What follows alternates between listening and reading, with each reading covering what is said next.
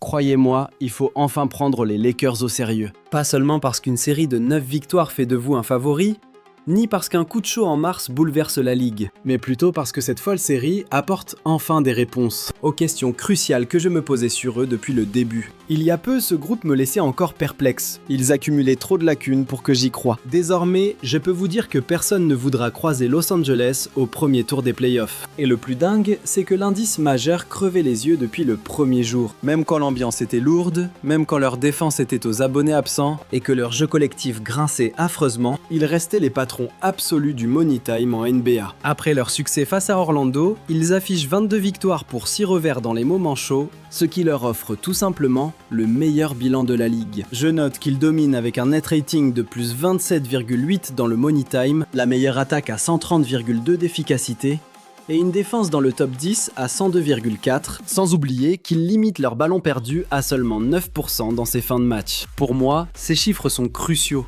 car le Money Time n'est pas une statistique secondaire. C'est la pression pure, la précision chirurgicale, le seul moment de la saison régulière qui offre l'intensité des playoffs. Et croyez-moi, les Lakers ont survolé ces instants tout au long de la mai, alors même que leur collectif semblait encore en chantier. Ce qui rend cette série de 9 victoires spéciale, c'est cette métamorphose des Lakers. Eux qui ne brillaient jadis que dans les 5 dernières minutes, parviennent enfin à maintenir ce niveau sur de bien plus longues séquences. Et mes analyses statistiques confirment cette tendance. Sur ces 9 derniers matchs, ils se classent 3e de la ligue au net rating avec plus 10,6, 2e en attaque à 123,6 d'efficacité offensive et 9e en défense à 113 de rating. Plus tôt dans la saison, cette défense friable m'empêchait de leur faire confiance car sur de longs moments, ils figuraient parmi les 10 pires équipes défensives. Aujourd'hui, je les vois solidement ancrés dans le top 10, tandis que leur attaque s'est hissée au 2e rang. Preuve évidente à mes yeux qu'ils ne se contentent plus de braquer les matchs à la fin. Ils pratiquent enfin un basket de champion, mais si nous décortiquons de plus près leurs 3 derniers succès, c'est là que leur dossier prend une toute autre dimension. Dès le match à Houston, j'ai tout de suite senti que quelque chose de bien plus grand qu'une simple série s'écrivait. Ce n'était pas de banales victoires de milieu de mars. C'était un avant-goût des playoffs face à l'une des équipes les plus physiques de l'Ouest. Un adversaire direct dont Los Angeles devait impérativement se détacher au classement pour que cette dynamique prenne tout son sens. C'est précisément dans ce genre de choc que j'attendais des garanties. Et dans le final brûlant du second match face aux Rockets, j'ai été servi. Tout commence sous mes yeux avec Luka Doncic face à Thompson, pourtant l'un des meilleurs défenseurs extérieurs de NBA, qui l'enrhume complètement sur ce step-back assassin à 3 points. La défense n'était pas mauvaise.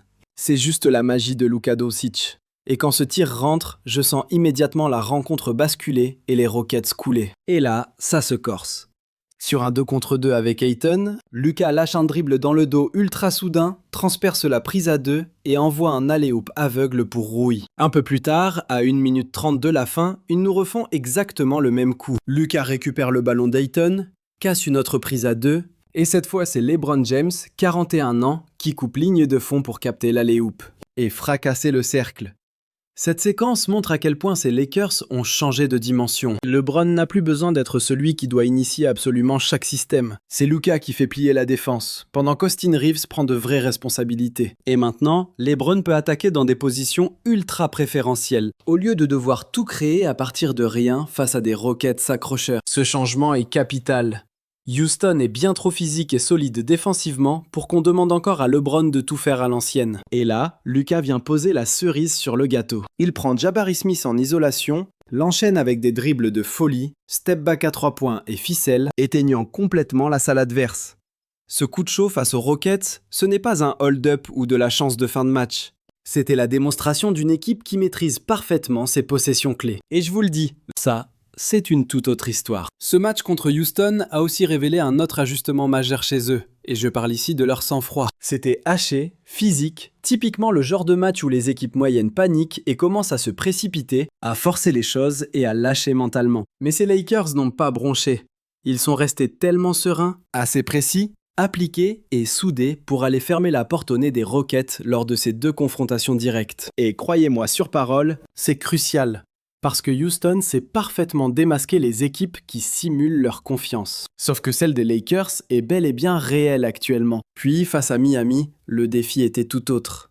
C'était le piège parfait du calendrier où, si la série de victoires s'arrêtait là, Absolument personne n'aurait crié au scandale. Vous sortez de 2 combats hyper physiques contre Houston, vous atterrissez à Miami à 5h30 du matin, et vous devez affronter une équipe qui ne vit que par l'intensité, la défense et l'art de vous pourrir la vie dès le lendemain soir. C'est exactement le genre de match qui vous vide physiquement et mentalement. Sauf que Luka Doncic prend feu et en plante 60, devenant le premier Laker à atteindre ce palier depuis le regretté Kobe Bryant, égalant au passage la 2e meilleure performance de sa carrière, un record personnel établi en 2022. Et franchement, on s'y croyait, tant certains de ses tirs ce soir-là étaient purement dignes du Black Mamba. Des step-back assassins à 3 points, des tirs impossibles sur tirs impossibles, et dès la seconde mi-temps, le Heat ressemblait à une équipe qui avait parfaitement compris qu'il n'y avait absolument rien à faire face à ça. L'action qui résume tout, c'est celle-ci, où il capte la remise en jeu, s'élève du milieu du terrain et fait ficelle.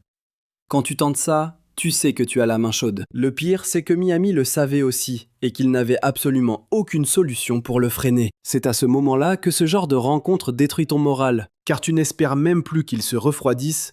Tu te demandes juste d'où va venir le prochain coup de poignard. Je viens de revoir les images de Luka Doncic à son meilleur niveau à Miami pendant cette série de 9 victoires. Le gars tourne à 40 points de moyenne, avec 8,4 rebonds et 7,4 passes. Le tout à 64% d'efficacité au tir et 40% à 3 points. Clairement, Miami n'était pas un coup de chaud isolé. C'était le sommet d'une séquence phénoménale, d'un niveau digne d'un MVP. Quand Luka atteint cet état de grâce, je vous assure que toute la dynamique change. C'est là qu'il devient difficile pour moi d'écarter cette équipe de la course au titre. Quand il joue à ce niveau, aucune équipe en face ne peut être totalement tranquille. Bon, ça ne veut pas dire que je placerai d'office les Lakers favoris face aux Cadors de l'Ouest. Et à mon avis, ils ont encore de vrais défauts. Mais cela signifie que toutes les défenses feront face à un problème pour lequel je ne vois aucune parade. Impossible de laisser Luka en 1 contre 1 sous mes yeux. Il va vous détruire. Et si vous venez trop l'aider, il va vous punir immédiatement par sa qualité de passe. Avec cet effectif des Lakers, je trouve que choisir où envoyer l'aide est un enfer. Si vous doublez trop sur Luka, c'est LeBron James qui hérite du ballon face à un bloc déséquilibré. Et il va utiliser son incroyable QI basket pour trouver le moyen idéal de vous achever. Si vous basculez ensuite vers LeBron, c'est Luka qui se retrouve libre côté faible. Il fait tout ce qu'il veut.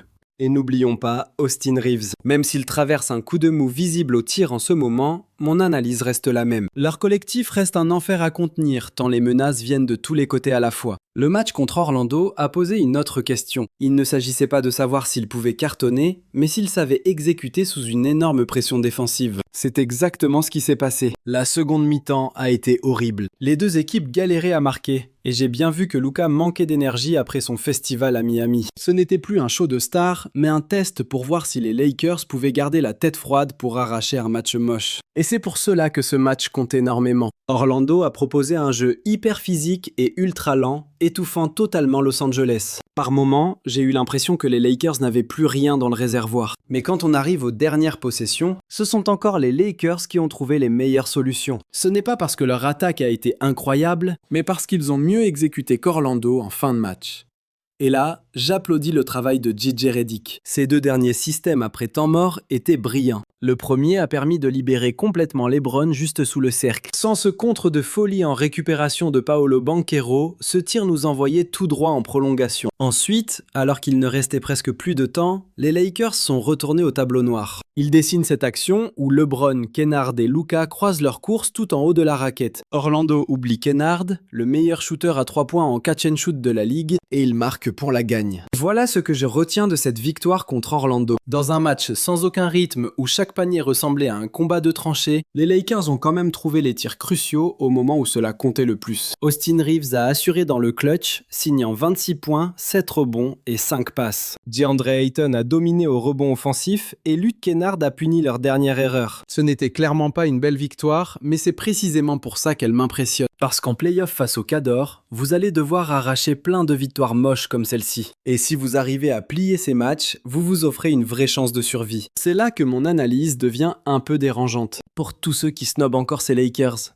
Car personne n'ose prononcer le mot de favori pour le titre. Mais à ce stade, nier qu'ils ont une tête de finaliste me semble franchement ridicule. Leurs 3 derniers matchs m'ont prouvé qu'ils ont la structure et le talent d'une super équipe, avec cette force mentale pour terrasser n'importe qui en fin de rencontre. Et quand un collectif surmonte de tels moments de pression, on doit arrêter de parler de simples miracles printaniers pour admettre qu'ils atteignent leur apogée au meilleur moment. Laissez-moi vous décortiquer leur formule magique actuelle. Luka Doncic va continuer à jouer à un niveau tout simplement extraterrestre. LeBron n'a plus besoin de tout porter sur ses épaules, ce qui rend leur jeu tellement plus fluide. Ces Lakers sont les patrons absolus de la ligue dans les fins de matchs serrés. Sur les 9 derniers matchs, leur attaque se classe 2e et leur défense grimpe au 9e rang. Ces statistiques ne mentent pas. C'est le profil type d'un prétendant qui vise le sommet absolu de la ligue. Même si je ne les place pas encore tout en haut, ils méritent d'être dans la discussion. Et franchement, ce qui m'effraie, c'est que cette équipe en a encore sous le capot. Austin Reeves n'est même pas au sommet de sa forme en ce moment, du moins offensivement,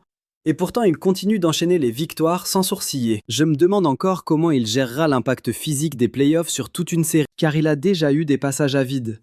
Mais pour l'instant, il gagne même sans lui. Et si les Lakers dominent alors que leur deuxième option offensive tourne au ralenti, qu'arrivera-t-il quand Austin va retrouver son véritable niveau de jeu, en plus de toutes leurs autres armes déjà bien réglées? Autant vous le dire, ça risque de devenir un carnage. C'est exactement pour cela que je refuse d'associer cette équipe aux vieux démons que nous avons observés depuis leur sacre de 2020. J'avais d'excellentes raisons de rester sceptique face à ce club. Entre leurs éliminations précoces et ce fiasco de 2022 sans même goûter aux phases finales. C'était les montagnes russes, clairement. Leur épopée de 2023 était belle, mais personne ne les voyait faire tomber Denver. Les 2 saisons d'après ont surtout été marquées par une instabilité chronique. L'an dernier, c'était le chaos total avec ce transfert historique au beau milieu de la saison. Luka était sérieusement blessé et n'a jamais pu retrouver sa condition physique optimale. Et le groupe a cruellement manqué de temps pour développer une vraie alchimie collective. Mais aujourd'hui, la donne a changé. Luka Doncic a récupéré et redevient enfin le patron incontestable qu'on admirait à Dallas. LeBron s'est adapté à un rôle bien plus cohérent pour l'équilibre du groupe,